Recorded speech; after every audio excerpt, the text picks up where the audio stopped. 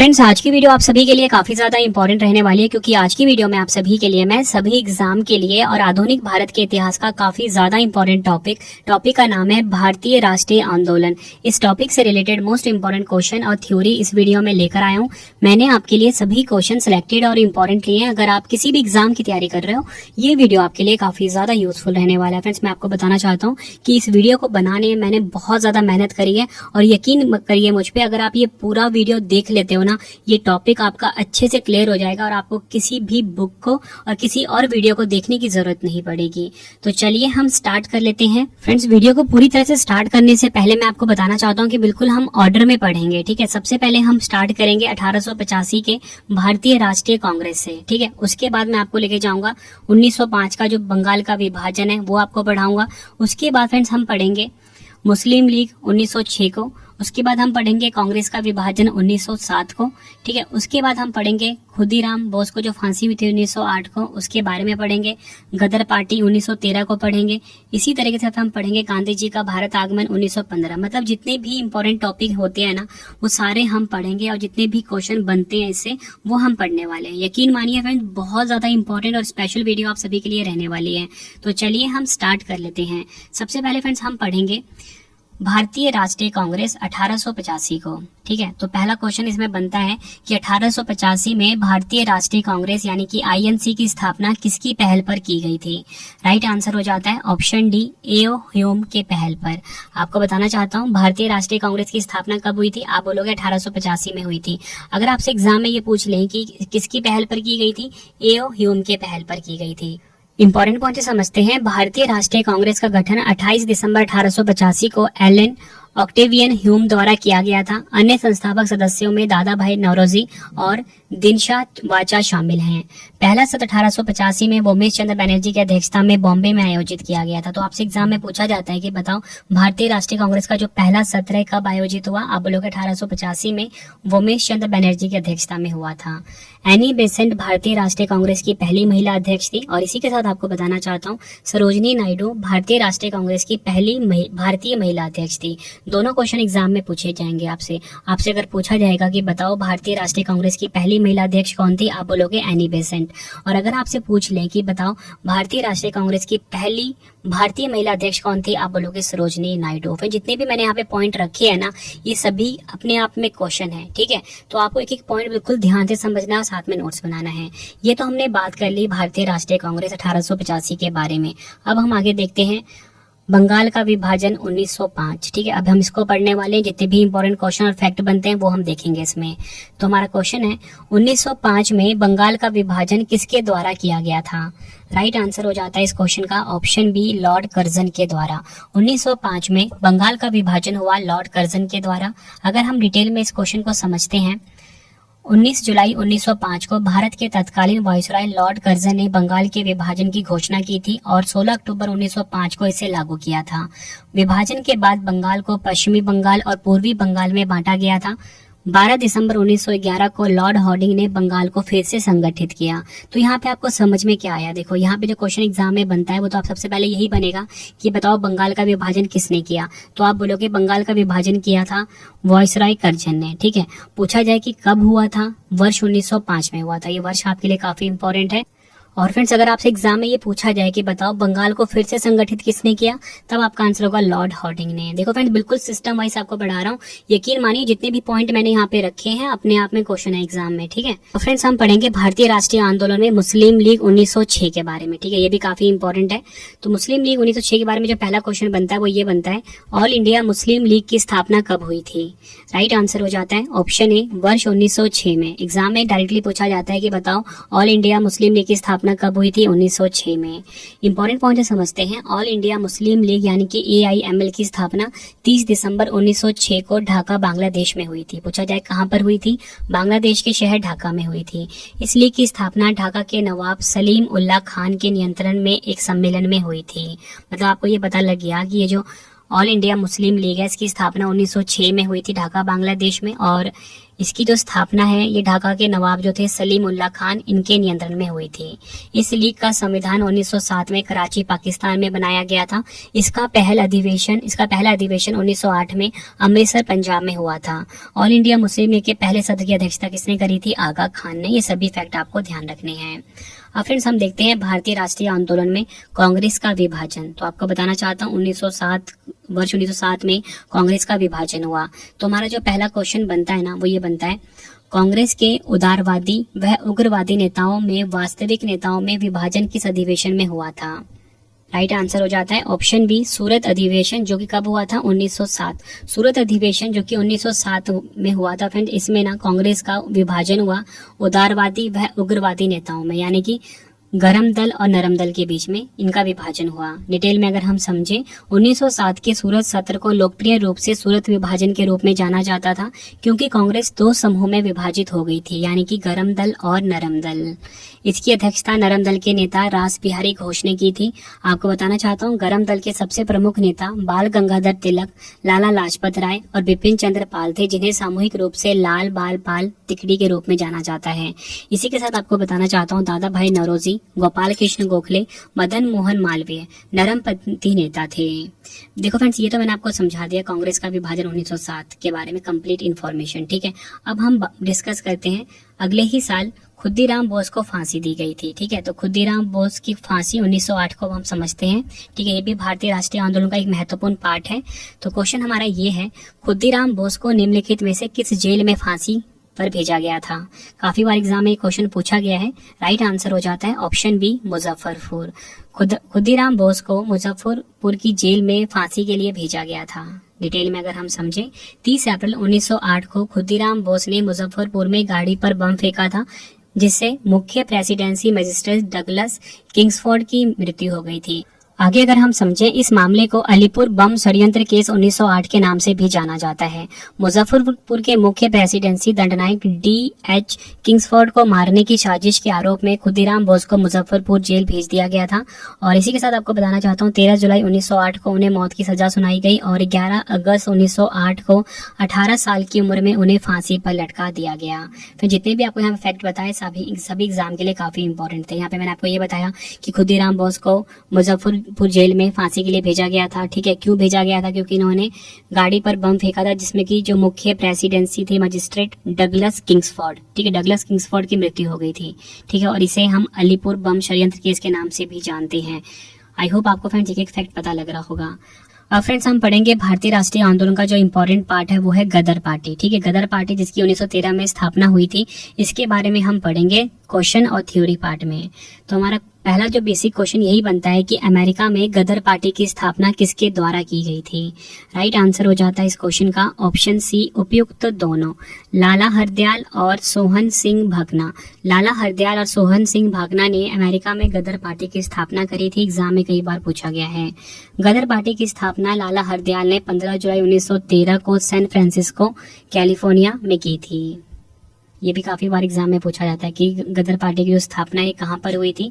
तो आपका आंसर होगा सैन फ्रांसिस्को कैलिफोर्निया में हुई थी। अब हमारा जो भारतीय राष्ट्रीय आंदोलन है, इसका एक और इम्पोर्टेंट पार्ट आ गया, वो आ गया है गांधी जी का भारत आगमन, ठीक है। काफी इंपॉर्टेंट है गांधी जी का भारत आगमन 1915 हम पढ़ने वाले हैं। तो इसमें जो क्वेश्चन सबसे पहले बनता है वो तो ये बनता है कि महात्मा गांधी किस वर्ष दक्षिण अफ्रीका से भारत लौटे थे? राइट आंसर हो जाता है इस क्वेश्चन का हमारा ऑप्शन डी, 9 जनवरी 1915। महात्मा गांधी 9 जनवरी 1915 को दक्षिण अफ्रीका से भारत लौटे थे। डिटेल में अगर हम समझें, 9 जनवरी 1915 को महात्मा गांधी दक्षिण अफ्रीका से लौटे थे, इसलिए हम 9 जनवरी को ना प्रतिवर्ष प्रवासी भारतीय दिवस के रूप में मनाते हैं। उस समय उनकी उम्र थी 45 साल 3 महीने और 7 दिन। गांधी जी 1893 में 24 साल की उम्र में दक्षिण अफ्रीका गए थे। अब फ्रेंड्स हमारा आ गया भारतीय राष्ट्रीय आंदोलन का एक और इम्पोर्टेंट पार्ट, वो है होम रूल आंदोलन 1916, ठीक है। होम रूल आंदोलन 1916 को हम पढ़ने वाले हैं, ठीक है। इसमें से भी एग्जाम में कई क्वेश्चन पूछे जाते हैं। तो पहला क्वेश्चन तो यही बनता है कि भारत में होम रूल आंदोलन का नेतृत्व किसके द्वारा किया गया था? राइट आंसर हो जाता है इस क्वेश्चन का ऑप्शन ए एनी बेसेंट और बाल गंगाधर तिलक। भारत में होम रूल आंदोलन का जो नेतृत्व है ये एनी बेसेंट और बाल गंगाधर तिलक ने किया था। डिटेल में अगर हम समझें, भारत को स्वशासन दिलाने के लिए शुरू किया गया एक आंदोलन था। बाल गंगाधर तिलक ने 1916 में बेलगाम में बॉम्बे प्रांतीय सम्मेलन में पहली होम रूल लीग की स्थापना की थी। आपको बताना चाहता हूँ, होम रूल आंदोलन का आदर्श वाक्य है भारत के लिए स्वशासन। ये भी आपको ध्यान रखना, एग्जाम में पूछा जाता है। और होम रूल शब्द को आयरलैंड से अपनाया गया था। अब देखिए फ्रेंड्स, हमने तो होम रूल आंदोलन पढ़ लिया 1916 वाला, ठीक है। अब ठीक इसके एक साल के बाद चंपारण आंदोलन हुआ था। तो अब हम पढ़ने वाले हैं भारतीय राष्ट्रीय आंदोलन में सबसे ज्यादा इंपॉर्टेंट पार्ट चंपारण आंदोलन 1917 को। तो फ्रेंड्स, इसमें जो इंपॉर्टेंट क्वेश्चन बनता है वो ये बनता है कि गांधी जी ने 1917 में भारत में सबसे पहले सत्याग्रह का प्रयोग कहाँ किया था। राइट आंसर हो जाएगा ऑप्शन सी चंपारण में। ये आपको ध्यान रखना है, गांधी जी ने 1917 में भारत में सबसे पहले सत्याग्रह का प्रयोग किया था चंपारण में। डिटेल में अगर हम समझें, महात्मा गांधी के नेतृत्व में पहला सत्याग्रह आंदोलन चंपारण सत्याग्रह था। इसकी शुरुआत हुई थी 1917 में बिहार के चंपारण जिले में। तो आपको ये ध्यान रखना है कि जो चंपारण आंदोलन है या बोल सकते हो चंपारण सत्याग्रह, इसका संबंध महात्मा गांधी से है, ठीक है, क्योंकि इन्होंने इसको शुरू किया था। अगर आपसे पूछा जाए कि इसकी शुरुआत किस वर्ष हुई थी, 1917 में हुई थी। कहाँ पर हुई थी? बिहार के चंपारण जिले में हुई थी। आगे अगर हम समझें, चंपारण सत्याग्रह इसलिए लागू हुआ क्योंकि किसानों को अपनी जमीन के एक हिस्से में नील उगाने के लिए मजबूर किया गया था। इससे किसानों में काफी रोष उत्पन्न हुआ। यूरोपीय बागान मालिक किसानों को कुल भूमि के 3/20 हिस्से पर नील उगाने के लिए मजबूर कर रहे थे, जिसे 3 कठिया प्रणाली कहा जाता है, ठीक है। ये आपको पता लग गया चंपारण आंदोलन के बारे में। अब देखो फ्रेंड्स, चंपारण आंदोलन 1917 मैंने आपको पढ़ाया। ठीक एक साल के बाद अहमदाबाद मिल मजदूर आंदोलन भी हुआ, ठीक है। इसका नेतृत्व भी महात्मा गांधी जी ने किया था। तो अहमदाबाद मिल मजदूर आंदोलन 1918 को हम पढ़ने वाले हैं। तो क्वेश्चन में सबसे पहले बेसिक सा ये बनता है कि महात्मा गांधी जी ने अहमदाबाद में मिल मजदूरों की सफल हड़ताल का नेतृत्व किस वर्ष किया था। राइट आंसर हो जाता है इस क्वेश्चन का ऑप्शन बी वर्ष 1918 में। महात्मा गांधी जी ने अहमदाबाद में मिल मजदूरों की सफल हड़ताल का नेतृत्व वर्ष 1918 में किया था। डिटेल में अगर हम समझें, महात्मा गांधी जी ने वर्ष 1918 में अहमदाबाद में सूती मिल मजदूरों के बीच सत्याग्रह आंदोलन का आयोजन किया। सूती मिल के मजदूरों ने 50% वेतन वृद्धि की मांग की, लेकिन मिल मालिक केवल 20% वेतन वृद्धि देने को तैयार थे। कपास मिल श्रमिकों का समर्थन करने के लिए गांधी जी ने भूख हड़ताल की। सत्याग्रह का परिणाम यह हुआ कि हड़ताल सफल रही और मजदूरों को 35% वेतन में वृद्धि मिली। देखो फ्रेंड्स, मैंने आपको ये बता दिया अहमदाबाद मिल मजदूर आंदोलन 1918, ठीक है। इसी साल खेड़ा आंदोलन भी हुआ, ठीक है। इसका भी मतलब नेतृत्व महात्मा गांधी ने किया था। तो अब हम पढ़ेंगे खेड़ा आंदोलन 1918 को। तो हमारा जो बेसिक सा क्वेश्चन है वो ये है, सरकार के विरुद्ध शुरू किए गए खेड़ा सत्याग्रह के नेता कौन थे। आंसर हो जाता है ऑप्शन ए महात्मा गांधी जी। सरकार के विरुद्ध जो शुरू हुआ था खेड़ा सत्याग्रह, इसके नेता कौन थे? महात्मा गांधी। डिटेल में अगर हम समझें, खेड़ा सत्याग्रह भूमि राजस्व के भुगतान के संबंध में ब्रिटिश सरकार की दमनकारी नीतियों के विरुद्ध 11 मार्च 1918 में भारत के गुजरात के खेड़ा जिले में शुरू किया गया एक महत्वपूर्ण आंदोलन था। इस आंदोलन को मुख्य मांग राजस्व वसूली में ढील देने की थी। किसानों ने सरकार को राजस्व देने से इनकार कर दिया था। आगे अगर हम डिटेल में समझें, खेड़ा के लोग फसल की विफलता और प्लेग की महामारी के कारण अंग्रेजों द्वारा लगाए गए उच्च करों का भुगतान करने में असमर्थ थे। गांधी जी और वल्लभ भाई पटेल के नेतृत्व में खेड़ा किसान आंदोलन का नेतृत्व किया गया था।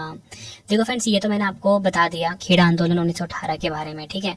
जो भी इंपॉर्टेंट पॉइंट थे मैं आपको क्वेश्चन के माध्यम से भी समझा रहा हूँ, और जो भी एक्स्ट्रा क्वेश्चन बनते हैं ना, वो मैं आपको थ्योरी के पार्ट में समझा रहा हूँ। इसलिए मैं आपको अभी भी कह रहा हूँ कि जितने भी ये पॉइंट यहाँ पे मैं लिख रहा हूँ ना इंपॉर्टेंट पॉइंट में, ये अपने आप में ही क्वेश्चन है, ठीक है। आपसे पूछ लेंगे, बताओ कि खेड़ा आंदोलन किस वर्ष शुरू हुआ था। आप बोलोगे 1918 में शुरू हुआ था।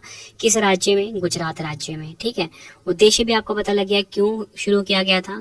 राजस्व वसूली में ढील देने के लिए इसको शुरू किया गया था, ठीक है। अब हम ना देखो 1918 में खेड़ा आंदोलन हुआ। ठीक इसके एक साल के बाद भारतीय राष्ट्रीय आंदोलन का एक और इम्पोर्टेंट टॉपिक आ जाता है, रॉलेट एक्ट 1919। ये काफी इंपॉर्टेंट है, इसमें से एग्जाम में क्वेश्चन काफी ज्यादा आते हैं, तो इसको आप बिल्कुल ध्यान से समझना। तो इसमें जो मैंने पहला क्वेश्चन आपके लिए फ्रेम किया है ना, वो ये किया है, रॉलेट एक्ट का उद्देश्य क्या था। राइट आंसर हो जाता है इस क्वेश्चन का ऑप्शन सी, सरकार द्वारा बिना मुकदमा दायर किए गए किसी व्यक्ति को बंदी बनाना। रॉलेट एक्ट का उद्देश्य क्या था? सरकार द्वारा बिना मुकदमा दायर किए किसी व्यक्ति को बंदी बनाना, ये इसका मुख्य उद्देश्य था। अब देखिए जो क्वेश्चन एग्जाम में बनते हैं वो मैंने यहाँ पे आपके लिए रखे हैं। तो रॉलेट एक्ट को 6 फरवरी 1919 को पारित किया गया था, ये आपको ध्यान रखना है। और आगे अगर हम पढ़ें, इस अधिनियम के तहत सरकार को किसी भी संदिग्ध को बिना मुकदमे के जेल में डालने और सजा देने का अधिकार दिया गया था। महात्मा गांधी ने इसे ब्लैक एक्ट कहा था। इस अधिनियम को लॉर्ड चैम्सफोर्ड के कार्यकाल में पारित किया गया था। तो आपसे एग्जाम में पूछा जाता है कि बताओ ये जो रॉलेट एक्ट है किस वर्ष पारित किया गया था? आप बोलोगे 1919 में पारित किया गया था। उद्देश्य मैंने आपको बता दिया इसका। महात्मा गांधी ने किस एक्ट को ब्लैक एक्ट कहा था? तो आप बोलोगे रॉलेट एक्ट को कहा था। पूछा जाएगा कि बताओ कि जो रॉलेट एक्ट है ये किसके कार्यकाल में पारित हुआ था? तो आप बोलोगे लॉर्ड चैम्सफोर्ड के कार्यकाल में पारित हुआ था। देखो फ्रेंड्स, रॉलेट एक्ट के विरोध में ना भारत में कई जगह पे ना आंदोलन हो रहे थे, ठीक है। तो इसी का एक आंदोलन हो रहा था गुजरात में जलियांवाला बाग में, ठीक है। तो अब ये जो हम पढ़ने वाले हैं ना ये काफी इंपॉर्टेंट है।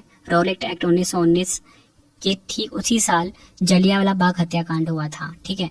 इसको हम ध्यान से समझते हैं। जलियांवाला बाग 1919 को पहला क्वेश्चन बनता है बेसिक साइंस में कि जलियांवाला बाग हत्याकांड की घटना कब हुई थी? राइट आंसर हो जाता है ऑप्शन ए, 13 अप्रैल 1919 को जलियांवाला बाग हत्याकांड हुआ था। ये आपको ध्यान रखना है। अब देखिए जो मैं आपको क्वेश्चन अभी बता रहा हूँ ना, ध्यान से आपने समझना है। ये सभी के सभी पॉइंट है एमसीक्यू फॉर्म में एग्जाम में पूछे जाते हैं। पहला इंपॉर्टेंट पॉइंट है कि जलियांवाला बाग हत्याकांड को अमृतसर नरसंहार भी कहा जाता है। 13 अप्रैल 1919 को यह हुआ था। बैसाखी के दिन ब्रिटिश सेना ने जलियांवाला बाग में निहत्थे भारतीयों पर गोलियां चला दी थी, जिसके परिणाम स्वरूप वहां सैकड़ों लोग मारे गए।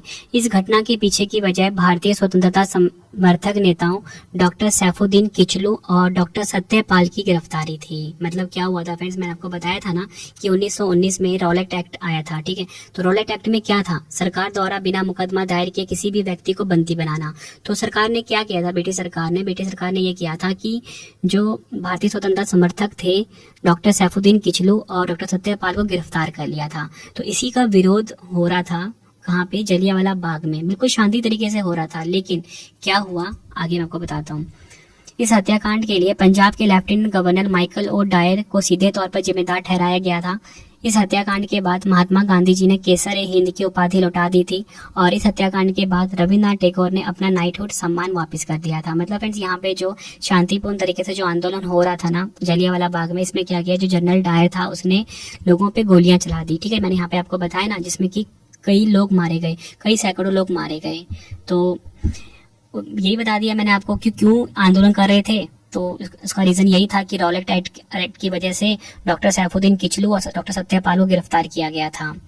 और आपसे अगर एग्जाम में पूछा जाए कि ये जलियांवाला बाग हत्याकांड हुआ था, इसमें किसने केसर-ए-हिंद की उपाधि लौटा दी थी? तो आप बोलोगे महात्मा गांधी जी ने। पूछा जाए कि जलियांवाला बाग हत्याकांड के बाद किसने अपना नाइटहुड सम्मान वापस कर दिया था? आप बोलोगे रविन्द्रनाथ टैगोर ने। ये तो बात होगी फ्रेंड जलियांवाला बाग हत्याकांड 1919 के बारे में कंप्लीट इन्फॉर्मेशन। अब हम अगला पढ़ते हैं खिलाफत आंदोलन। ये भी काफी इंपॉर्टेंट है, भारतीय राष्ट्रीय आंदोलन का इंपॉर्टेंट पार्ट, ठीक है। तो देखो खिलाफत आंदोलन 1919 से 1922 तक चला, ठीक है। तो इसमें जो क्वेश्चन बनता है, ये क्वेश्चन एग्जाम में ना कई बार पूछा गया है। तो क्वेश्चन है खिलाफत आंदोलन का नेतृत्व किसके द्वारा किया गया था? मोस्ट इंपोर्टेंट क्वेश्चन, आप मार्क करिए। तो राइट आंसर हो जाता है ऑप्शन ए, शौकत अली और मोहम्मद अली, ठीक है। शौकत अली और मोहम्मद अली ने खिलाफत आंदोलन का नेतृत्व किया था। डिटेल में अगर हम समझें, खिलाफत आंदोलन 1919 से 1922 तक चला था। यह एक ब्रिटिश विरोधी आंदोलन था। इस आंदोलन की शुरुआत मौलाना मोहम्मद अली और मौलाना शौकत अली ने की थी। इस आंदोलन का मकसद युद्ध के बाद तुर्क साम्राज्य के टूटने के बाद इस्लाम के खलीफा के रूप में तुर्क सुल्तान के अधिकार को बनाए रखने के लिए ब्रिटिश सरकार पर दबाव डालना था। इस आंदोलन के जरिए मुस्लिम समुदाय के बीच एकीकरण की कोशिश की गई थी। फ्रेंड्स, हमने पढ़ लिया खिलाफत आंदोलन के बारे में। ठीक है, अब हम अगला जो पढ़ने वाले हैं ना, वो पढ़ने वाले हैं असहयोग आंदोलन। इसको आप डबल स्टार मार्क कर लीजिए। हम पढ़ेंगे असहयोग आंदोलन 1920 के बारे में। फ्रेंड्स, आपको अगर वीडियो की क्वालिटी, वीडियो का कंटेंट और आपके रवि सर की मेहनत पसंद आ रही है ना, वीडियो को लाइक और शेयर जरूर करें। कमेंट बॉक्स में अपना फीडबैक भी दें कि आपको वीडियो कैसी लगती है। फ्रेंड्स, मैं बिल्कुल आपको सिस्टम वाइज पढ़ा रहा हूँ, बिल्कुल ऑर्डर वाइज पढ़ा रहा हूँ, ताकि आपको ना ये जो टॉपिक है ना काफी टफ लगता है बच्चों को, तो मैंने ना बिल्कुल आसान बनाने की कोशिश करी है आप सभी के लिए। अगर आपको ना मेरी मेहनत पसंद आ रही है ना, तो वीडियो को लाइक और शेयर जरूर करें। कमेंट बॉक्स में जरूर बताना कि आपको वीडियो कैसी लग रही है। 1920, ठीक है, तो इसको हम समझते हैं। तो पहला क्वेश्चन जो मैंने इसमें रखा है ना आपके लिए, वो ये रखा हुआ है, असहयोग आंदोलन किसने शुरू किया था। काफी इंपॉर्टेंट क्वेश्चन है ये। तो राइट आंसर हो जाता है इस क्वेश्चन का हमारा ऑप्शन ए, महात्मा गांधी। महात्मा गांधी ने असहयोग आंदोलन को शुरू किया था। डिटेल में अगर हम समझें, असहयोग आंदोलन 1 अगस्त 1920 को शुरू हुआ था। बाद में फरवरी 1922 में चौरी चौरा की घटना के कारण इसे वापस ले लिया गया। देखो फ्रेंड्स, यहाँ पे मैंने आपको क्या समझाया, यहाँ पे मैंने आपको ये समझाया कि जो असहयोग आंदोलन है ना, इसे महात्मा गांधी ने शुरू किया था। कब शुरू किया? 1 अगस्त 1920 को शुरू किया गया था। लेकिन क्या हुआ, 1922 में चौरी चौरा की घटना हुई, जिसके कारण ये जो आंदोलन था इसे वापस ले लिया गया। असहयोग आंदोलन के नेता थे महात्मा गांधी जी। असहयोग आंदोलन कांग्रेस के नागपुर सत्र 1920 में अपनाया गया था। असहयोग आंदोलन के दौरान सबसे पहले CR दास को गिरफ्तार किया गया था। असहयोग आंदोलन शुरू करने से पहले गांधी जी ने केसर-ए-हिंद पुरस्कार को लौटा दिया था। ये भी आपको ध्यान रखना है। देखो फ्रेंड्स, मैंने आपको असहयोग आंदोलन करवा दिया 1920, ठीक है। ठीक इसके बाद हुआ चौरी चौरा घटना 1922। तो अब हम पढ़ने वाले हैं भारतीय राष्ट्रीय आंदोलन का इम्पोर्टेंट पार्ट, चौरी चौरा घटना के बारे में। तो चौरी चौरा घटना 1922 में हुआ था, ये आपको ध्यान रखना है। तो इसमें जो हमारा क्वेश्चन है पहला, वो ये है कि चौरी चौरा घटना कब हुई थी। राइट आंसर हो जाता है इस क्वेश्चन का ऑप्शन बी, 4 फरवरी 1922 को चौरी चौरा घटना को अंजाम दिया गया था। डिटेल में अगर हम समझें, चौरी चौरा की घटना के कारण महात्मा गांधी जी ने 12 फरवरी 1922 को असहयोग आंदोलन वापस ले लिया था। यह घटना 4 फरवरी 1922 को उत्तर प्रदेश के गोरखपुर जिले के चौरी चौरा में हुई थी।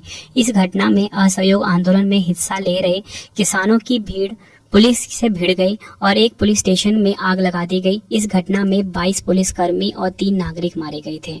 मतलब यहाँ पे आपको क्या क्या समझने वाली चीजें हैं। देखो, सबसे पहले तो एग्जाम में यही पूछा जाएगा कि बताओ चौरी चौरा की जो घटना है ना, ये कब हुई थी। तो आप बोलोगे चौरी चौरा की जो घटना है ये हुई थी 4 फरवरी 1922 को। पूछा जाए कहाँ पर हुई थी, आप बोलोगे उत्तर प्रदेश के गोरखपुर जिले में हुई थी। आई होप आपको ये चीजें पता लग गई। और अगर आपसे पूछा जाए कि बताओ कि ये चौरी चौरा की घटना हुई थी, इसमें कितने पुलिसकर्मी मारे गए थे, 22 पुलिसकर्मी मारे गए थे। और अगर आपसे पूछा जाए कि किस घटना के कारण महात्मा गांधी जी ने असहयोग आंदोलन को वापस ले लिया था, चौरी चौरा की घटना के कारण। कब ले लिया था असहयोग आंदोलन को वापस? 12 फरवरी 1922 को। आई होप फ्रेंड्स आपको एक एक फैक्ट अच्छे से समझ में आ रहा होगा। अब देखिए फ्रेंड्स, भारतीय राष्ट्रीय आंदोलन हम पढ़ रहे हैं। अब इसका एक इम्पोर्टेंट और टॉपिक आ गया है, वो आ गया है स्वराज पार्टी 1923। तो फ्रेंड्स अब हम पढ़ने वाले हैं स्वराज पार्टी 1923 को अच्छे से। तो इसमें जो मैंने आपके लिए पहला बेसिक सा क्वेश्चन रखा, वो ये रखा हुआ है कि 1 जनवरी 1923 को स्वराज पार्टी की स्थापना किसके द्वारा की गई थी। राइट आंसर हो जाता है इस क्वेश्चन का हमारा, राइट आंसर हो जाएगा ऑप्शन ए, देश बंधु चित्तरंजन दास और मोतीलाल नेहरू। ये आपको ध्यान रखना है कि 1 जनवरी 1923 को स्वराज पार्टी की स्थापना करी थी देश बंधु चित्तरंजन दास और मोतीलाल नेहरू ने। डिटेल में अगर हम समझें, असहयोग आंदोलन की विफलता के बाद स्वराज पार्टी का गठन किया गया था। 1 जनवरी 1923 को चित्तरंजन दास ने मोतीलाल नेहरू के साथ स्वराज पार्टी का गठन किया और बंगाल विधानसभा में इसके नेता बने। आपको बताना चाहता हूँ, स्वराज पार्टी ने भारत के लिए एक संविधान बनाने की मांग की थी। स्वराज पार्टी का जो प्रथम अधिवेशन है इलाहाबाद में हुआ था, एग्जाम में पूछा जाता है। ठीक है, उद्देश्य भी आपको पता लग गया कि स्वराज पार्टी ने भारत के लिए एक संविधान बनाने की मांग की थी। आगे अगर हम समझें, काफी इंपॉर्टेंट लाइन आपको बता रहा हूँ मैंने आपको ये तो बताया कि 1923 में स्वराज पार्टी की स्थापना हुई, किसने करी ये भी आपको मैंने बता दिया। ठीक है, और इसका प्रथम अधिवेशन कहाँ पर हुआ ये भी मैंने आपको बता दिया। 1923 वाला कंप्लीट हुआ, अब 1924 आया। तो मैं आपको बताना चाहता हूँ 1924 में महात्मा गांधी जी ने भारतीय राष्ट्रीय कांग्रेस के जो बेलगाम अधिवेशन है इसकी अध्यक्षता की थी। बेलगाम अधिवेशन महात्मा गांधी जी की अध्यक्षता वाला एकमात्र कांग्रेस अधिवेशन था। तो यहाँ पे आपको क्या समझ में आया कि जो बेलगाम अधिवेशन है ना, ये 1924 में हुआ था और महात्मा गांधी जी ने इसकी अध्यक्षता करी थी। तो आपसे पूछा जाएगा कि महात्मा गांधी जी ने किस राष्ट्रीय कांग्रेस की अध्यक्षता करी थी, आप बोलोगे बेलगाम अधिवेशन की। और ये अध्यक्षता जो थी ना फ्रेंड्स, ये एकमात्र कांग्रेस अधिवेशन ऐसा था जिसमें महात्मा गांधी ने अध्यक्षता करी थी। ये भी आपको ध्यान रखना है, इसलिए काफी इंपॉर्टेंट हो जाता है बेलगाम अधिवेशन। हम पढ़ रहे हैं भारतीय राष्ट्रीय आंदोलन, ठीक है। तो अब हम पढ़ने वाले हैं भारतीय राष्ट्रीय आंदोलन में साइमन कमीशन, काफी इंपॉर्टेंट है, इसको भी आप डबल स्टार मार्क करिए, ठीक है। तो साइमन कमीशन 1928 हम पढ़ने वाले हैं। तो इसमें जो मैंने आपके लिए पहला बेसिक क्वेश्चन रखा है वो ये रखा है, बताओ साइमन कमीशन भारत कब आया था। राइट आंसर हो जाता है इस क्वेश्चन का ऑप्शन ए, 3 फरवरी 1928 को साइमन कमीशन भारत आया था। हर एग्जाम में ना ये क्वेश्चन हर साल रिपीट होता है। मैंने आपको ये बताया कि साइमन कमीशन भारत कब आया, 3 फरवरी 1928 को। इंपॉर्टेंट पॉइंट इसको समझते हैं, काफी सारे क्वेश्चन एग्जाम में ना साइमन कमीशन से पूछे जाते हैं। तो साइमन कमीशन को साल 1927 में ब्रिटिश सरकार ने भारत सरकार अधिनियम 1919 की समीक्षा के लिए नियुक्त किया था। यह आयोग 1928 में भारत आया था। इस आयोग का गठन संवैधानिक सुधारों का अध्ययन करने और भारत सरकार की सिफारिशें देने के लिए किया गया था। आगे अगर हम समझें, इस आयोग को सर जॉन साइमन की अध्यक्षता के बाद लोकप्रिय रूप से साइमन कमीशन के नाम से जाना जाता है, ठीक है। आयोग आपको पता लग गया कि जो साइमन कमीशन है ये इसका नाम साइमन कमीशन क्यों पड़ा, ये आपको पता लग गया, ठीक है। यह एक श्वेत आयोग था, मतलब इसमें जितने भी थे सभी गोरे थे, कोई भी इसमें भारतीय नहीं था। तो मैं आपको समझाता हूँ, यह एक श्वेत आयोग था क्योंकि इसमें कोई भी भारतीय सदस्य नहीं था। इस आयोग में ब्रिटेन के 7 सांसद थे। ये एग्जाम में डायरेक्टली क्वेश्चन पूछा जाता है। मैं आपको अभी भी बता रहा हूँ फ्रेंड्स, मैं आपको हर बार नहीं बताऊंगा कि ये पॉइंट आपके लिए इंपॉर्टेंट है, बस आपको समझ जाना है कि यहाँ पे जो भी पॉइंट लिखा है ना आपके रवि सर ने, MCQ क्वेश्चन जो होता है उसको 1 लाइनर फॉर्मेट में कन्वर्ट किया है। इसलिए अभी बार बार आपको मैं कह रहा हूँ, हर एक पॉइंट यहाँ पे काफी इंपॉर्टेंट है, ठीक है। तो आपसे पूछा जाएगा कि बताओ ये जो साइमन कमीशन वाला जो आयोग था, ठीक है, इसमें तो एक भी भारतीय सदस्य नहीं थे। पूछा जाएगा कि इस आयोग में ब्रिटेन के कितने सांसद थे, आप बोलोगे 7 सांसद थे। ब्रिटिश सरकार द्वारा भेजे गए साइमन कमीशन का बहिष्कार किया गया। क्यों किया गया, आपको पता लग गया होगा, क्योंकि इसमें कोई भी भारतीय सदस्य नहीं था। तो मैंने यहाँ पे लिखा है, ब्रिटिश सरकार द्वारा भेजे गए साइमन कमीशन का बहिष्कार किया गया क्योंकि इस आयोग में किसी भी भारतीय को शामिल नहीं किया गया था। इस आयोग ने मई 1930 में अपनी 2 वॉल्यूम्स रिपोर्ट प्रकाशित की थी। ये आपको ध्यान रखना है।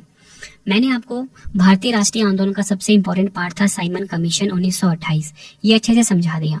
जो भी क्वेश्चन बनते थे वो भी आपको समझा दिए। अब हम पढ़ेंगे भारतीय राष्ट्रीय आंदोलन में दांडी मार्च 1930, ठीक है। तो मैंने आपके लिए जो पहला क्वेश्चन रखा है ना वो ये रखा हुआ है, गांधी जी ने अपना प्रसिद्ध दांडी मार्च कहाँ से शुरू किया। राइट आंसर हो जाता है इस क्वेश्चन का ऑप्शन बी, साबरमती आश्रम। गांधी जी ने अपना प्रसिद्ध दांडी मार्च जो है ये साबरमती आश्रम से शुरू किया। इंपॉर्टेंट पॉइंट समझते हैं, 12 मार्च 1930 को गांधी जी ने साबरमती आश्रम से दांडी तक दांडी मार्च निकाला। महात्मा गांधी जी ने 6 अप्रैल 1930 को गुजरात के दांडी के समुद्र तट पर नमक कानून तोड़ा था। गांधी जी के दांडी मार्च के समय भारत का वायसराय लॉर्ड इरविन था। और आपको बताना चाहता हूँ, दांडी मार्च 240 मील यानी कि 390 किलोमीटर लंबा था और इस मार्च की शुरुआत गांधी जी ने अपने 78 भरोसेमंद स्वयंसेवकों के साथ की थी। अब बताता हूँ मैं आपको, क्वेश्चन एग्जाम में कितने सारे आते हैं दांडी मार्च से। पहला क्वेश्चन तो आपसे यही पूछा जाएगा कि गांधी जी ने अपना प्रसिद्ध दांडी मार्च कहाँ से शुरू किया, आप बोलोगे साबरमती से शुरू किया। कहाँ तक था ये, दांडी तक था, ये पता लग गया। पूछा जाए कि बताओ दांडी मार्च गांधी जी ने कब शुरू किया, वर्ष 1930 में शुरू किया, ये भी आपको पता लग गया। और अगर आपसे पूछा जाए कि बताओ गांधी जी के दांडी मार्च के समय भारत के वाइसरॉय कौन थे, लॉर्ड इरविन थे। अगर आपसे पूछा जाए दांडी मार्च जो था, जो कि साबरमती आश्रम से दांडी तक का था, इसकी लंबाई कितनी थी, 240 मील यानी कि 390 किलोमीटर। अगर आपसे पूछा जाए कि जो दांडी मार्च था इसमें गांधी जी के कितने स्वयंसेवक शामिल हुए थे, 78 शामिल हुए थे। फ्रेंड देखो, आपको ना खुद भी पता लग रहा होगा कि जो मैंने कंटेंट रखा है ना आपके लिए, ये किस लेवल का कंटेंट आपके लिए रखा है, ठीक है। अगला हम पढ़ेंगे अभी भारतीय राष्ट्रीय आंदोलन में प्रथम गोलमेज सम्मेलन। ठीक है, ये तो अपने आप में काफी इंपॉर्टेंट है। 3 गोलमेज सम्मेलन हुए थे, प्रथम, द्वितीय, तृतीय, तीनों को हम पढ़ेंगे। ठीक है, तो हम अब पढ़ने वाले हैं भारतीय राष्ट्रीय आंदोलन का काफी इंपॉर्टेंट पार्ट, जो कि है प्रथम गोलमेज सम्मेलन 1930-31। तो मैंने आपके लिए जो क्वेश्चन बनाया है इसमें वो ये बनाया है, लंदन में ब्रिटिश सम्राट द्वारा प्रथम गोलमेज सम्मेलन का उद्घाटन कब किया गया था। राइट आंसर हो जाता है इस क्वेश्चन का ऑप्शन ए, 12 नवंबर 1930। लंदन में ब्रिटिश सम्राट द्वारा प्रथम गोलमेज सम्मेलन का उद्घाटन हुआ था 12 नवंबर 1930 को। डिटेल में अगर हम समझें, प्रथम गोलमेज सम्मेलन 12 नवंबर 1930 से 19 जनवरी 1931 तक लंदन के Royal Gallery House of Lords में आयोजित किया गया था। कहाँ पर आयोजित किया गया था? लंदन में आयोजित किया गया था। इसका उद्घाटन किया था जॉर्ज पंचम ने और इसकी अध्यक्षता ब्रिटिश प्रधानमंत्री रामसे मैकडॉनल्ड ने की थी। आगे अगर हम समझें, प्रथम गोलमेज सम्मेलन के दौरान लॉर्ड इरविन भारत के वायसरॉय थे। तो आपसे पूछा जाता है कि बताओ, प्रथम गोलमेज सम्मेलन जब हुआ था उस समय भारत के वायसरॉय कौन थे? इरविन वायसरॉय थे। इस सम्मेलन में भारत के कुल 74 प्रतिनिधियों ने हिस्सा लिया था, जिनमें 58 राजनीतिक नेता और 16 रियासतों के सदस्य शामिल थे। भारतीय राष्ट्रीय कांग्रेस ने इस सम्मेलन में हिस्सा नहीं लिया था, ये आपको ध्यान रखना है। तो मैंने आपको यहाँ पे ये समझाया कि जो प्रथम गोलमेज सम्मेलन है ना, ये 1930 से 1931 तक चला। ठीक है, शुरू कब हुआ? 1930 में शुरू हुआ। तो ये डेट आपको ध्यान रखनी है। और अगर आपसे पूछा जाए कि कहाँ पर आयोजित हुआ था, लंदन में आयोजित हुआ था। पूछा जाए इसका उद्घाटन किसने किया था? जॉर्ज पंचम ने किया था। इसकी अध्यक्षता किसने करी थी? ब्रिटिश प्रधानमंत्री रामसे मैकडॉनल्ड ने करी थी। भारत के वायसरॉय कौन थे इस टाइम? तो लॉर्ड इरविन थे। और इस सम्मेलन में भारत के कितने प्रतिनिधियों ने भाग लिया? 74। पूछा जाए कि क्या भारतीय राष्ट्रीय कांग्रेस ने इसमें शामिल हुए थे? तो आप बोलोगे नहीं हुए थे। मैंने आपको प्रथम गोलमेज सम्मेलन पढ़ा दिया। ठीक है, अब हम पढ़ने वाले हैं भारतीय राष्ट्रीय आंदोलन का अगला इंपॉर्टेंट टॉपिक, वो है द्वितीय गोलमेज सम्मेलन 1931। तो देखिए क्वेश्चन ये बनता है, द्वितीय गोलमेज सम्मेलन में कांग्रेस का प्रतिनिधित्व किसके द्वारा किया गया था? मतलब आपको ये पता लग गया कि जो दूसरा गोलमेज सम्मेलन था ना, इसमें कांग्रेस शामिल हुई थी, है ना, मतलब भारतीय राष्ट्रीय कांग्रेस में शामिल हुई थी। तो पूछा गया कि बताओ कांग्रेस का प्रतिनिधित्व किसके द्वारा किया गया था। राइट आंसर हो जाता है इस क्वेश्चन का ऑप्शन बी, महात्मा गांधी जी के द्वारा। डिटेल में अगर हम समझें, द्वितीय गोलमेज सम्मेलन 7 सितंबर 1931 से 1 दिसंबर 1931 तक लंदन में आयोजित किया गया था। इस सम्मेलन में महात्मा गांधी जी ने भारतीय राष्ट्रीय कांग्रेस का प्रतिनिधित्व किया था और सरोजिनी नायडू ने भारतीय महिलाओं का। आपको पता लग गया कि भारतीय महिलाओं का प्रतिनिधित्व किसने किया था? सरोजिनी नायडू ने। इस सम्मेलन की अध्यक्षता यूनाइटेड किंगडम के प्रधानमंत्री रामसे मैकडॉनल्ड ने करी थी। फ्रेंड्स, ये आपको मैंने द्वितीय गोलमेज सम्मेलन भी अच्छे से समझा दिया। जो भी इंपॉर्टेंट क्वेश्चन थे सब कुछ मैंने आपको यहाँ पे बताया कि इस सम्मेलन की अध्यक्षता करी थी महात्मा गांधी जी ने और महिलाओं की तरफ से करी थी सरोजिनी नायडू ने। ठीक है, कब ये हुआ था? 1931 में हुआ था। अब देखिए फ्रेंड्स, ये जो द्वितीय गोलमेज सम्मेलन है 1931, ठीक है, इसके 1 साल के बाद ना पूना पैक्ट होता है। ठीक है, तो मैं आपको पूना पैक्ट बता देता हूँ। इसके बाद मैं आपको बताऊंगा तृतीय गोलमेज सम्मेलन। ठीक है, लेकिन तृतीय गोलमेज सम्मेलन से पहले पूना पैक्ट हुआ था। तो ये जो पूना पैक्ट है ना फ्रेंड्स, इसमें से भी एग्जाम में डायरेक्टली क्वेश्चन काफी बार पूछे गए हैं एग्जाम में, तो इसको भी आप ध्यान से समझना। सबसे पहले हम बात करते हैं पूना पैक्ट 1932 से जुड़ा हुआ मोस्ट इंपॉर्टेंट क्वेश्चन। तो क्वेश्चन ये है, बताओ पूना पैक्ट में किसके बीच हस्ताक्षर किए गए थे। राइट आंसर हो जाता है इस क्वेश्चन का ऑप्शन ए, डॉक्टर BR अम्बेडकर और महात्मा गांधी। पूना पैक्ट में BR अम्बेडकर जी और महात्मा गांधी जी के बीच में हस्ताक्षर किए गए थे। मोस्ट इंपॉर्टेंट क्वेश्चन है आपके लिए, आप इसको 2-3 स्टार तो मार्क कर ही लीजिए, एग्जाम में बार बार पूछा जाता है।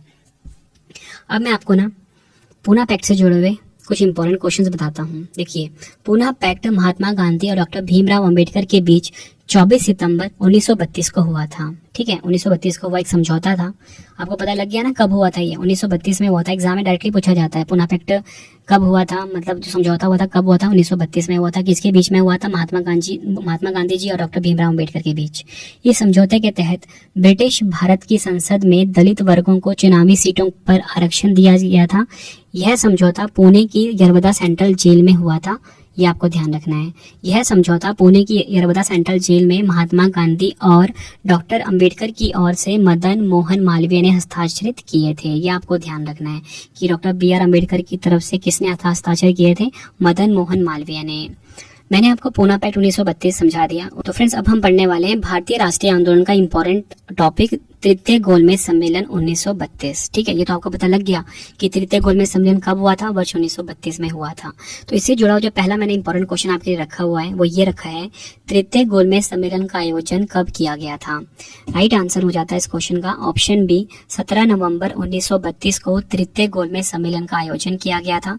डिटेल में अगर हम समझें, तृतीय गोलमेज सम्मेलन 17 नवंबर 1932 से 24 दिसंबर 1932 के बीच लंदन में हुआ था। इस सम्मेलन में केवल 46 प्रतिनिधियों ने हिस्सा लिया था। आपको बताना चाहता हूँ, लेबर पार्टी, गांधी जी और भारतीय राष्ट्रीय कांग्रेस इस सम्मेलन में शामिल नहीं हुए थे। तीनों गोलमेज सम्मेलन में भाग लिया था डॉक्टर BR अम्बेडकर जी ने, तेज बहादुर सप्रू ने, MR जयकर ने, NM जोशी ने एंड CN मुदलियार ने। ठीक है, तो आपको ध्यान क्या रखना है इसमें कि जो तृतीय गोलमेज सम्मेलन है ये 17 नवंबर 1932 से 24 दिसंबर 1932 के बीच लंदन में हुआ था। ठीक है, इस सम्मेलन में 46 प्रतिनिधियों ने भाग लिया था। और इसी के साथ आपको बताना चाहता हूँ कि इस सम्मेलन में लेबर पार्टी ने हिस्सा नहीं लिया, महात्मा गांधी जी ने भी हिस्सा नहीं लिया और भारतीय राष्ट्रीय कांग्रेस ने भी इसमें हिस्सा नहीं लिया। तो आप कह सकते हो कि ये सम्मेलन भी फेल हुआ। अब देखो, एग्जाम में पूछा जाता है कि बताओ तीनों गोलमेज सम्मेलनों में किसने भाग लिया। ज्यादातर तो आपको डॉक्टर BR अम्बेडकर दिया जाता है एग्जाम में। ठीक है, लेकिन कभी कभी क्या होता है, एग्जाम विनर क्वेश्चन को टफ करने के लिए तो और भी जो लोग हैं ना उनके नाम भी डाल देता है। ठीक है, तो आपको बताना चाहता हूँ, BR अम्बेडकर जी के साथ तेज बहादुर सप्रू, MR जयकर, NM जोशी और CN मुदलियार है जिन्होंने की तीनों गोलमेज सम्मेलनों में भाग लिया था। हमने पढ़ लिया तीनों गोलमेज सम्मेलन। ठीक है, और इसी के बीच हमने पूना पैक्ट भी पढ़ लिया। अब सबसे ज्यादा इंपॉर्टेंट एक और आ गया है, वो आ गया है भारतीय राष्ट्रीय आंदोलन का भारत सरकार अधिनियम 1935। तो इसमें जो मैंने आपका पहला क्वेश्चन रखा है वो यही रखा है कि भारत सरकार अधिनियम 1935 के समय भारत का वाइसरॉय कौन था। तो राइट आंसर हो जाता है इस क्वेश्चन का हमारा ऑप्शन ए, लॉर्ड विलिंगटन। यह आपको ध्यान रखना है। भारत सरकार अधिनियम 1935 के समय भारत का वाइसरॉय था लॉर्ड विलिंगटन। डिटेल में अगर हम समझें, भारत सरकार अधिनियम 1935 को ब्रिटिश संसद ने 1935 में पारित किया था और यह 1937 में लागू हुआ था। यह लॉर्ड लिनलिथगो के नेतृत्व वाली संयुक्त चयन समिति की रिपोर्ट पर आधारित थी। भारत सरकार अधिनियम 1935 के द्वारा बर्मा को भारत से अलग किया गया था। भारत सरकार अधिनियम 1935 के द्वारा भारत परिषद को समाप्त कर दिया गया था। आई होप आपको चीजें समझ में आ गई होंगी। अब देखो फ्रेंड्स, हमने ना भारत सरकार अधिनियम 1935 पढ़ लिया। इसमें मैंने आपको ये बताया कि उस समय भारत के वाइसरॉय कौन थे, लॉर्ड विलिंगटन थे। और फ्रेंड्स, अगर आपसे एग्जाम में पूछा जाए कि बर्मा को भारत से अलग किस अधिनियम द्वारा किया गया, आप बोलोगे भारत सरकार अधिनियम 1935 के द्वारा अलग किया गया। और अगर आपसे पूछा जाए कि भारत परिषद को समाप्त किस अधिनियम के द्वारा किया गया, भारत सरकार अधिनियम 1935 के द्वारा किया गया। देखो फ्रेंड्स, हम पढ़ रहे हैं भारतीय राष्ट्रीय आंदोलन, तो इसमें मैंने आपको भारत सरकार अधिनियम 1935 पढ़ा दिया। अब जो अगला इंपॉर्टेंट आ गया है टॉपिक, वो आ गया है मुस्लिम लीग। अब हम मुस्लिम लीग को अच्छे से समझने वाले हैं। मुस्लिम लीग की अगर हम बात करें, ठीक है, इसकी स्थापना हुई थी 1940 में। तो इसमें जो मैंने आपके लिए पहला क्वेश्चन रखा है वो ये रखा है, बताओ मुस्लिम लीग ने पाकिस्तान की मांग का प्रस्ताव सर्वप्रथम कांग्रेस के किस अधिवेशन में रखा था। तो राइट आंसर हो जाता है इस क्वेश्चन का हमारा ऑप्शन ए, 1940 के लाहौर अधिवेशन में। मुस्लिम लीग ने पाकिस्तान की मांग का प्रस्ताव सर्वप्रथम 1940 में लाहौर अधिवेशन में रखा था। डिटेल में अगर हम समझें, मुस्लिम लीग ने 1940 में लाहौर में आयोजित अपने अधिवेशन में एक अलग मुस्लिम लीग राज्य यानी कि पाकिस्तान की मांग की थी। इस प्रस्ताव को लाहौर प्रस्ताव या पाकिस्तान प्रस्ताव के नाम से भी जाना जाता है। मुस्लिम लीग द्वारा पाकिस्तान की मांग को पूरा करने के साधन के रूप में 16 अगस्त 1946 को प्रत्यक्ष कार्रवाई दिवस घोषित किया गया था। ये सभी फैक्ट आपने ध्यान रखने हैं। वीडियो को कम से कम आप 2 बार जरूर देखना, ताकि ये जो टॉपिक है ना, जो कि स्टूडेंट को काफी ज्यादा टफ लगता है और एग्जाम में इसमें से भर भर के क्वेश्चन पूछे जाते हैं, ताकि आपको ना हर एक पॉइंट अच्छे से समझ में आ जाए। ठीक है, अब हम पढ़ेंगे भारतीय राष्ट्रीय आंदोलन का एक इम्पोर्टेंट पार्ट, वो है क्रिप्स मिशन। 1942 को हम पढ़ने वाले हैं। तो देखिए, इसमें जो मैंने आपके लिए पहला क्वेश्चन रखा वो यही रखा है कि क्रिप्स मिशन भारत में किस वर्ष आया था। तो राइट आंसर हो जाता है ऑप्शन डी, वर्ष 1942 में क्रिप्स मिशन जो है ये भारत आया था। डिटेल में हम समझते हैं क्रिप्स मिशन को। क्रिप्स मिशन को ब्रिटिश सरकार द्वारा मार्च 1942 में ब्रिटिश युद्ध प्रयासों के लिए भारतीय सहयोग और समर्थन को सुरक्षित करने के उद्देश्य से भेजा गया था। मतलब पता लग गया यहाँ पे आपको कि जो क्रिप्स मिशन है भारत क्यों आया था, मार्च 1942 में भारत क्यों आया था। ब्रिटिश युद्ध प्रयासों के लिए भारतीय सहयोग के लिए और समर्थन को सुरक्षित करने के उद्देश्य से आया था। क्रिप्स मिशन के प्रस्तावों को post dated cheque Mahatma Gandhi ने माना। आपसे पूछा जाता है कि किस मिशन को किसे महात्मा गांधी जी ने पोस्ट डेटेड चेक कहा था? आप बोलोगे क्रिप्स मिशन को। जवाहरलाल नेहरू और मौलाना आजाद क्रिप्स मिशन के आधिकारिक वार्ताकार थे। एग्जाम में पूछा जाता है। जब लॉर्ड लिथगो वायसराय थे तब क्रिप्स मिशन ने भारत का दौरा किया। तो पूछा जाता है कि बताओ किस वायसराय के कार्यकाल में क्रिप्स मिशन भारत आया था? आप बोलोगे लॉर्ड लिथगो वायसराय के कार्यकाल में। भारत में क्रिप्स मिशन के समय ब्रिटिश प्रधानमंत्री विंस्टन चर्चिल थे। ये भी आपको ध्यान रखना है। क्रिप्स मिशन की विफलता के बाद 1942 में भारत छोड़ो आंदोलन शुरू हुआ। मतलब आपको ये पता लग गया कि क्रिप्स मिशन था ना, ये विफल रहा। और क्रिप्स मिशन की विफलता के बाद 1942 में भारत छोड़ो आंदोलन शुरू हुआ था। फ्रेंड्स, मैंने आपको पिछली स्लाइड में ये तो बता दिया कि क्रिप्स मिशन की विफलता के बाद 1942 में ना भारत छोड़ो आंदोलन को शुरू किया गया। ठीक है, तो अब हम पढ़ने वाले हैं भारतीय राष्ट्रीय आंदोलन का काफी ज्यादा इंपॉर्टेंट पार्ट, वो है भारत छोड़ो आंदोलन 1942। तो इसमें जो मैंने आपके लिए पहला क्वेश्चन रखा है वो ये रखा है कि 1942 में कांग्रेस के बॉम्बे अधिवेशन में भारत छोड़ो प्रस्ताव किसके द्वारा लाया गया था? राइट आंसर हो जाता है इस क्वेश्चन का ऑप्शन ए, जवाहरलाल नेहरू। 1942 में कांग्रेस के बॉम्बे अधिवेशन में भारत छोड़ो प्रस्ताव को जवाहरलाल नेहरू के द्वारा लाया गया था। डिटेल में अगर हम समझें, भारत छोड़ो आंदोलन का प्रस्ताव जवाहरलाल नेहरू द्वारा दिया गया था। भारत छोड़ो प्रस्ताव को महात्मा गांधी जी ने 8 अगस्त 1942 को मुंबई के ग्वालियर टैंक मैदान में अखिल भारतीय कांग्रेस कमेटी के सत्र में पारित किया था। मतलब लेकर कौन आए थे? जवाहरलाल नेहरू। और पारित किसने किया? महात्मा गांधी ने। इस प्रस्ताव का मकसद भारत में ब्रिटिश शासन को खत्म करना था। इस आंदोलन को अगस्त आंदोलन और अगस्त क्रांति के नाम से भी जाना जाता है। भारत छोड़ो का नारा समाजवादी कांग्रेस नेता यूसुफ मेहर अली ने दिया था। आई होप फ्रेंड्स आपको सारे के सारे इंपॉर्टेंट पॉइंट पता लग गए कि जो 1942 में जो कांग्रेस के बॉम्बे अधिवेशन में भारत छोड़ो प्रस्ताव था किसके द्वारा लाया गया? जवाहरलाल नेहरू ने। पारित किया था किसने? महात्मा गांधी जी ने। और उद्देश्य क्या था?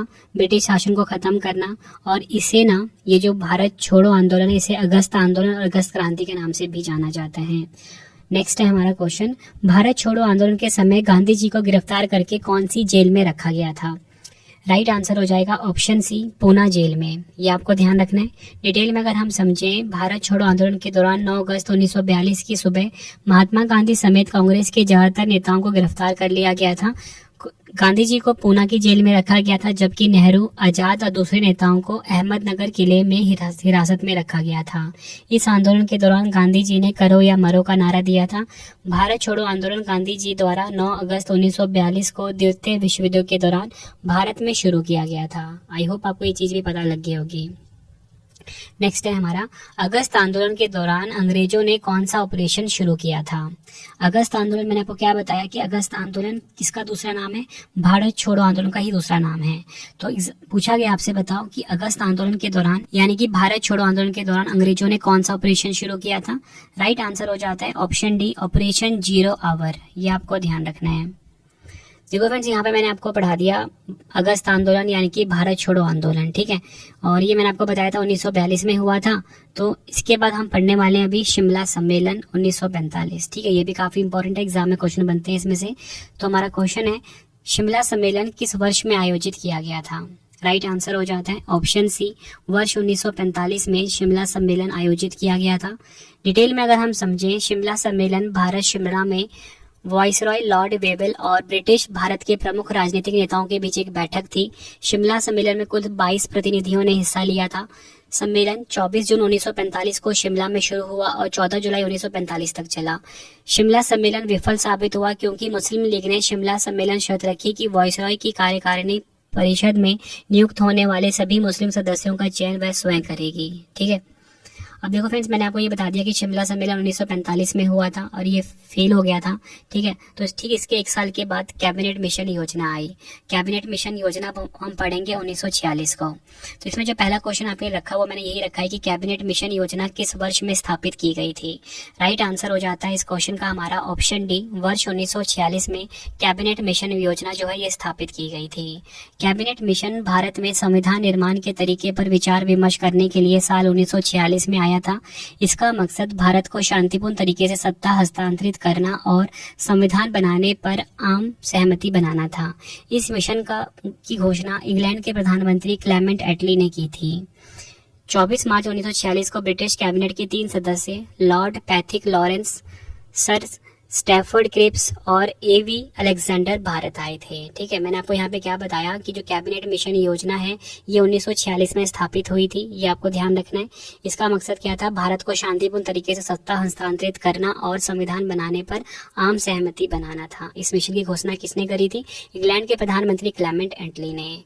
और 24 मार्च 1946 को ब्रिटिश कैबिनेट के 3 सदस्य भारत आए थे। कौन कौन? Lord Pethick Lawrence, Sir Stafford Cripps और एवी अलेक्जेंडर।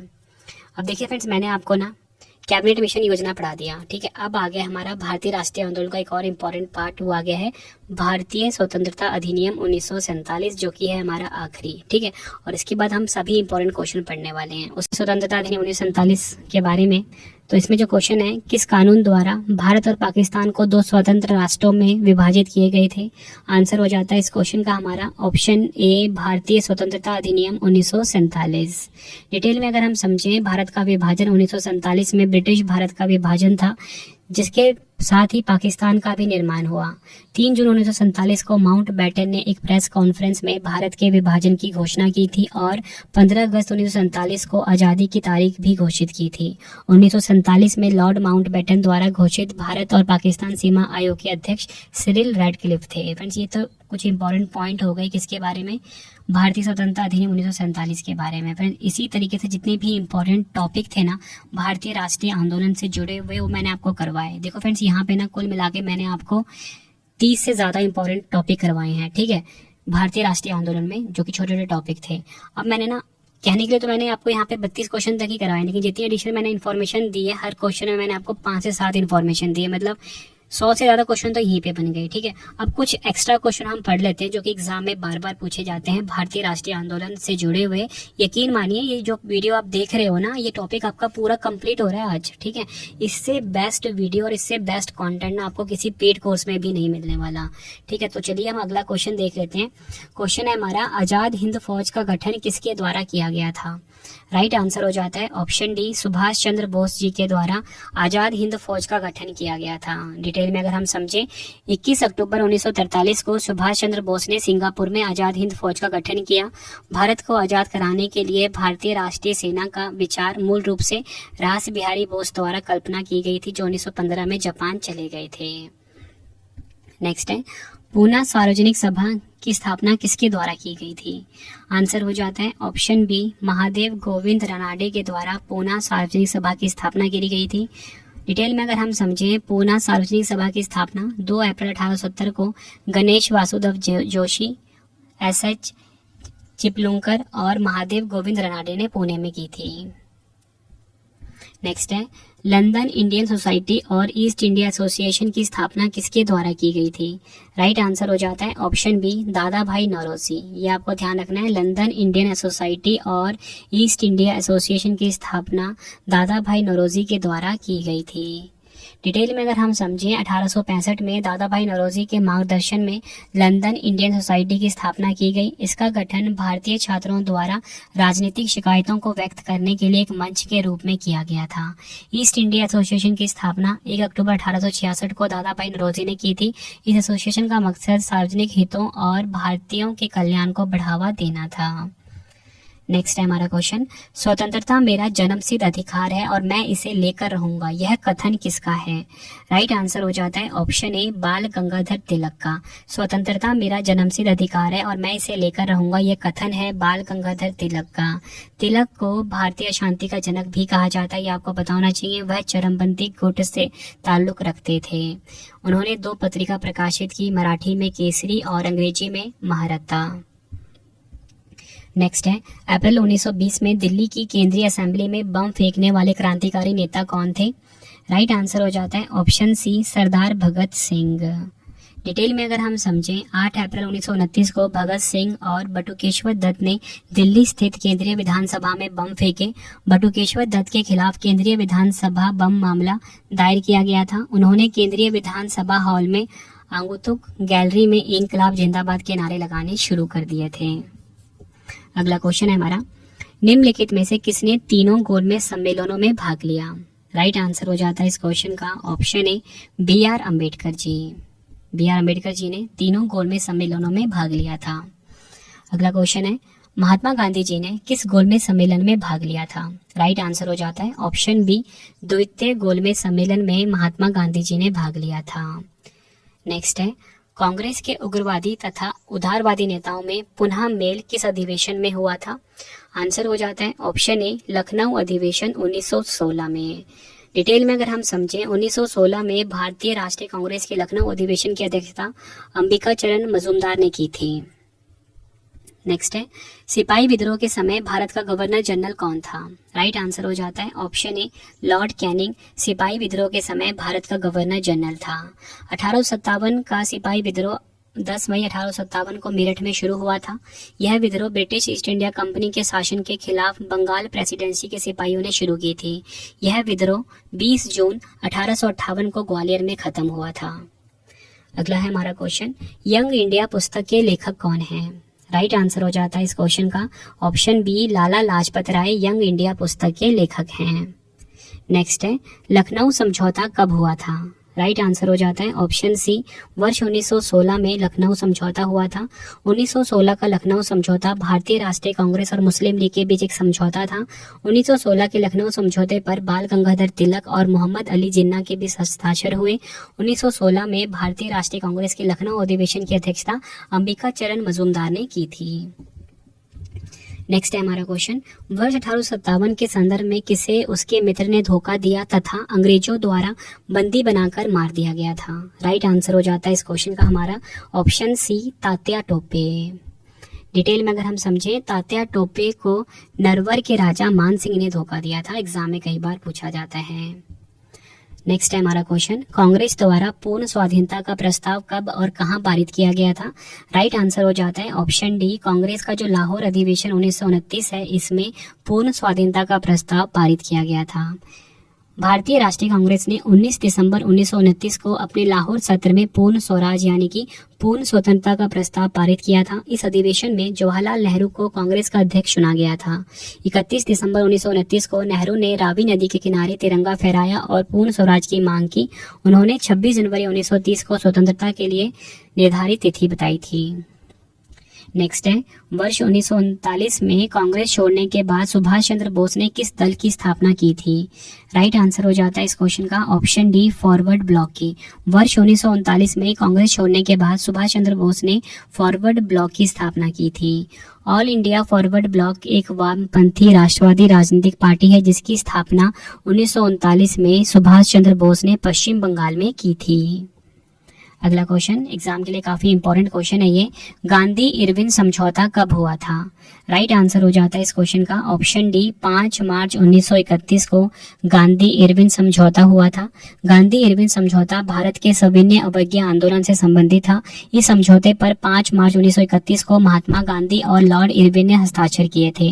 गांधी इरविन समझौते के अनुसार गांधी जी ने सविनय अवज्ञा आंदोलन स्थगित कर दिया और दूसरे गोलमेज सम्मेलन में भाग लेने के लिए सहमत हुए। नेक्स्ट है हमारा क्वेश्चन, कांग्रेस संगठन उदारवादी तथा उग्रवादी गुटों में कब विभाजित हुआ था? राइट आंसर हो जाता है इस क्वेश्चन का ऑप्शन ए, 1907 में। कांग्रेस संगठन उदारवादी तथा उग्रवादी गुटों में 1907 में विभाजित हुआ था। सूरत विभाजन 1907 में सूरत में हुए कांग्रेस के वार्षिक अधिवेशन के रूप में भी जाना जाता है। सूरत अधिवेशन ने कांग्रेस के भीतर उदारवादी और चरमपंथी नामक क्रांतिकारियों की 2 शाखाओं का निर्माण किया। नेक्स्ट है हमारा क्वेश्चन, डॉक्टर राजेंद्र प्रसाद के अनुसार पाकिस्तान के जनक कौन थे? राइट आंसर हो जाता है इस क्वेश्चन का ऑप्शन सी, लॉर्ड मिंटो। आपको बताना चाहता हूँ पाकिस्तान के जनक थे डॉक्टर राजेंद्र प्रसाद के अनुसार। नेक्स्ट है, 18 फरवरी 1946 को जल सेना के द्वारा खुला विद्रोह कहां पर किया गया था? काफी इंपॉर्टेंट क्वेश्चन है ये भी। राइट आंसर हो जाता है ऑप्शन बी, बॉम्बे में। 18 फरवरी 1946 को जल सेना के द्वारा खुला विद्रोह जो है ये बॉम्बे महाराष्ट्र में हुआ था। नौसैनिक जहाज, याद रखना है आपको, नौसैनिक जहाज HMIS तलवार पर नौसेना के अधिकारियों ने रहने की स्थिति और उन्हें दिए जाने वाले भोजन का विरोध करना शुरू कर दिया। विरोध 18 फरवरी 1946 को शुरू हुआ। नेक्स्ट है, इंडियन मुस्लिम लीग की स्थापना कब की गई थी? राइट आंसर हो जाता है ऑप्शन ए, वर्ष 1906 में इंडियन मुस्लिम लीग की स्थापना हुई थी। ऑल इंडिया मुस्लिम लीग का गठन ढाका बांग्लादेश में 30 दिसंबर 1906 को हुआ था। यह एक राजनीतिक दल था जो पाकिस्तान को अलग मुस्लिम बहुल राष्ट्र के रूप में स्थापित करने के लिए ब्रिटिश शासन के दौरान स्थापित किया गया था। मोहम्मद अली जिन्ना दल के नेता थे। नेक्स्ट है हमारा क्वेश्चन, द्विराष्ट्र सिद्धांत का प्रतिपादन किसके द्वारा किया गया था? राइट आंसर हो जाता है ऑप्शन डी, मोहम्मद अली जिन्ना के द्वारा। डिटेल में अगर हम समझें, द्विराष्ट्र सिद्धांत को सर सैयद अहमद खान का वास्तविक जनक माना जाता है। हालांकि 20वीं सदी की शुरुआत में पाकिस्तान के संस्थापक मोहम्मद अली जिन्ना ने भी सिद्धांत का प्रस्ताव रखा था। अगला क्वेश्चन, भारत सेवक समाज के संस्थापक कौन थे? आंसर हो जाता है ऑप्शन डी, गोपाल कृष्ण गोखले भारत सेवक समाज के संस्थापक थे। डिटेल में अगर हम समझें, भारत सेवक समाज या the servants of India society का गठन पुणे महाराष्ट्र में 12 जून 1905 को गोपाल कृष्ण गोखले द्वारा की गई थी। समाज का उद्देश्य भारत के नागरिकों के लिए स्वैच्छिक सेवा के रास्ते खोजना और विकसित करना था। नेक्स्ट है हमारा क्वेश्चन, डेक्कन एजुकेशन सोसाइटी की स्थापना किसके द्वारा की गई थी? राइट आंसर हो जाता है इस क्वेश्चन का ऑप्शन सी, ए और बी दोनों। बाल गंगाधर तिलक और गोपाल गणेश अगरकर के द्वारा डेक्कन एजुकेशन सोसाइटी की स्थापना की गई थी। डेक्कन एजुकेशन सोसाइटी की स्थापना साल 1884 में पुणे में हुई थी, यह भी आपको ध्यान रखना है। नेक्स्ट है हमारा क्वेश्चन, संपूर्ण भारत में प्रथम स्वाधीनता दिवस कब मनाया गया था? राइट आंसर हो जाता है ऑप्शन बी, 26 जनवरी 1930 को। फ्रेंड्स, आप ना हमारा टेलीग्राम भी ज्वाइन कर लेना, रवि स्टडी जी के नाम से, जहां पे आपको डेली जीके की एक शीट दी जाती है रिवीजन के लिए और साथ में ही करंट अफेयर्स का पीडीएफ भी दिया जाता है। रवि स्टडी जी के नाम से हमारा टेलीग्राम है। नेक्स्ट है, बंगाल में क्रांतिकारी नेताओं द्वारा किस संस्था की स्थापना की गई थी? राइट आंसर हो जाता है ऑप्शन बी, अनुशीलन समिति। नेक्स्ट है, कांग्रेस के प्रथम अधिवेशन की अध्यक्षता किसके द्वारा की गई थी? राइट आंसर हो जाता है ऑप्शन बी, व्योमेश चंद्र बनर्जी के द्वारा कांग्रेस का जो प्रथम अधिवेशन था इसकी अध्यक्षता करी गई थी। नेक्स्ट है, वर्नाक्यूलर प्रेस एक्ट किसके शासन में पारित किया गया था? आंसर हो जाएगा ऑप्शन ए, लॉर्ड लिटन के कार्यकाल में। अगला क्वेश्चन, मुझ पर किया गया लाठी का एक एक प्रहार ब्रिटिश साम्राज्य के कफन में कील बनकर रहेगा, ऐसा किसने कहा था? आंसर हो जाएगा ऑप्शन सी, लाला लाजपत राय ने। डिटेल में अगर हम समझें, लाला लाजपत राय को शेर ए पंजाब के नाम से भी जाना जाता था। 19 मई 1894 को लाला लाजपत राय ने पंजाब नेशनल बैंक की स्थापना करी थी, ये भी आपको ध्यान रखना है। अगला क्वेश्चन है हमारा, हंटर कमेटी की नियुक्ति सरकार द्वारा किस घटना की जांच के लिए की गई थी? राइट आंसर हो जाता है ऑप्शन बी, जलियांवाला बाग हत्याकांड की जांच के लिए हंटर कमेटी की नियुक्ति सरकार द्वारा की गई थी। अगला क्वेश्चन, मुस्लिम लीग द्वारा मुक्ति दिवस कब मनाया गया था? आंसर हो जाता है ऑप्शन बी, 22 दिसंबर 1939।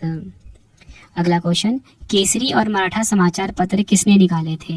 राइट आंसर हो जाता है ऑप्शन ए, बाल गंगाधर तिलक ने केसरी और मराठा समाचार पत्र जो थे ये निकाले थे। नेक्स्ट है, भारतीय राष्ट्रीय कांग्रेस की स्थापना के समय भारत का गवर्नर कौन था? आंसर हो जाएगा ऑप्शन बी, लॉर्ड डफरिन। भारतीय राष्ट्रीय कांग्रेस की स्थापना के समय भारत के गवर्नर थे लॉर्ड डफरिन।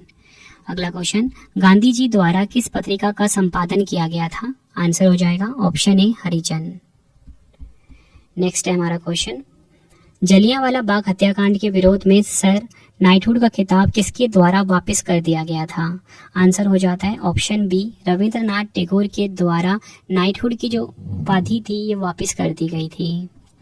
अगला क्वेश्चन, इंडियन सिविल सर्विसेज की परीक्षा पास करने वाले पहले भारतीय कौन थे?